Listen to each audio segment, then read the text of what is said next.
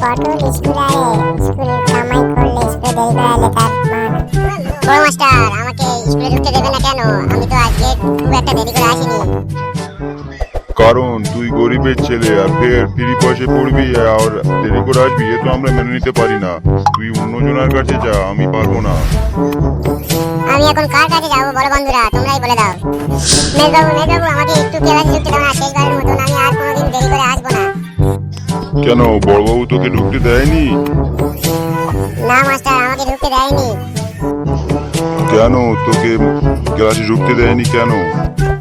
কারণ মাস্টার আমি প্রতিদিন একটু আসতে লেট হয়, কারণ আমার ছোট বোন বাড়ি থাকে খুবই অসহায়, তাই আমি দেরি করে আসি। সবাইকে বলে দে, লাইক কমেন্ট শেয়ার যেন করে দেয়। বন্ধুরা আপনারা লাইক কমেন্ট শেয়ার করে দাও এই ভালো মানুষটার জন্য। এই ভালো মানুষটার জন্য একটু লাইক করে দেবেন। কালকে তো এরকম বিপদে পড়েছো, কমেন্টে জানিয়ে যাবেন।